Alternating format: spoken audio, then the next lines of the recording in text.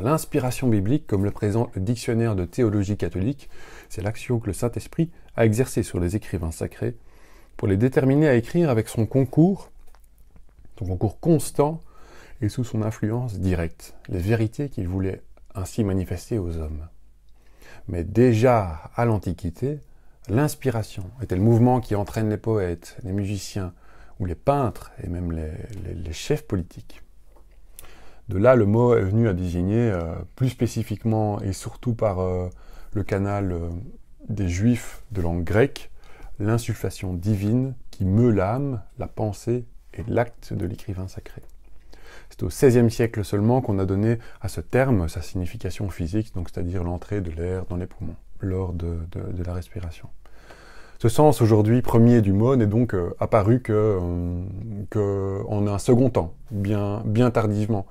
La première déclaration explicite et formelle du fait de l'inspiration biblique se trouve dans le Nouveau Testament déjà, à savoir la deuxième lettre à Timothée au chapitre 3, et là il est dit en effet « Toute écriture est inspirée par Dieu, théopneustos, et utile pour enseigner, réfuter, redresser, former à la justice ».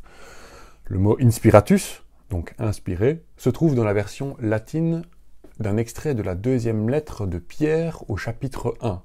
Il est dit « Ce n'est pas d'une volonté humaine qu'est jamais venue une prophétie, c'est poussé par l'Esprit Saint, Spiritus Sancto Inspirati, que les hommes ont parlé de la part de Dieu. » La tradition postérieure des pères de l'Église à nos jours n'a cessé de réaffirmer cette doctrine formulée en grec dès la Bible elle-même.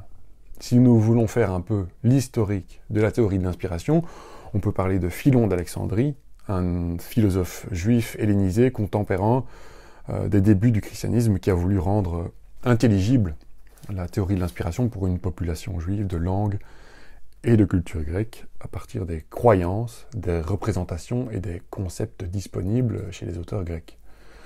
Principalement Platon d'ailleurs.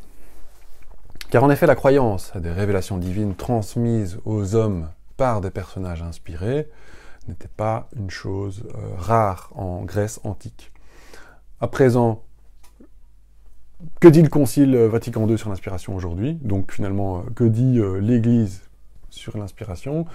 Eh bien, prenons la constitution Dei Verbum, qui porte sur la révélation divine, donc Concile Vatican II. Dei Verbum reprend des formulations de Vatican I et des thèses du Concile de Trente. On a le paragraphe 11 et 21 de Dei Verbum à ce sujet.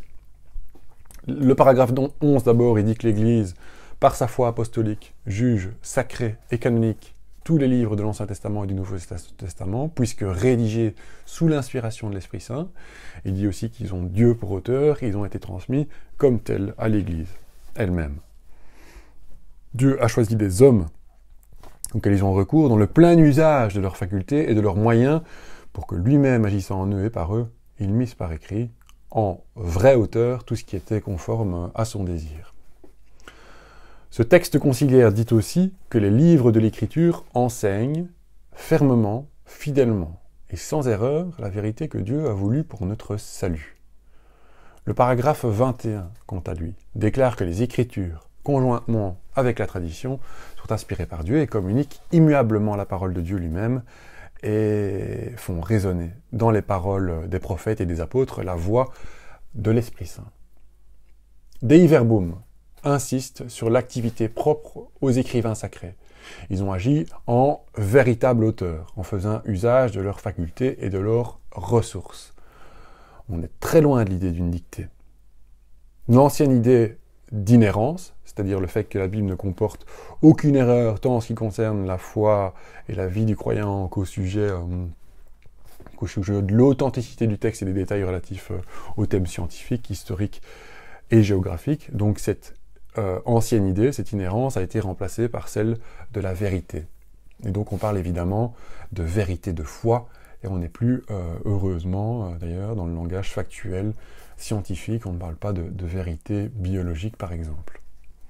Donc cette écriture enseigne la vérité que Dieu a voulu voir consignée pour notre salut.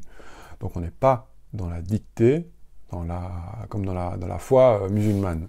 L'homme n'est pas juste un instrument de Dieu comme un instrument de musique. Les auteurs bibliques sont des auteurs littéraires au même degré que tout autre auteur. Si c'est une dictée par Dieu, comme dans la foi musulmane, cela conduirait malheureusement à une lecture plutôt littérale. Enfin, tout à fait, en fait. Saint Thomas d'Aquin disait d'ailleurs que les Écritures ne sont pas partiellement de Dieu et partiellement de l'agent naturel, à savoir la personne qui écrit le texte de sa main, mais ce sont de eux deux tout entiers en même temps. Pour résumer simplement tout ça, dans la foi chrétienne, nous ne croyons pas que Dieu a écrit la Bible, mais qu'il a inspiré la Bible. Dieu passe donc par l'intermédiaire des auteurs de la Bible en leur laissant leur pleine liberté comme auteurs.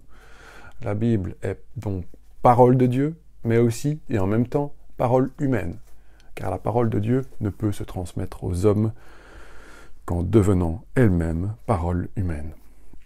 Le Concile Vatican II utilise le terme « auteur » pour désigner à la fois Dieu et les hommes qui ont écrit la Bible.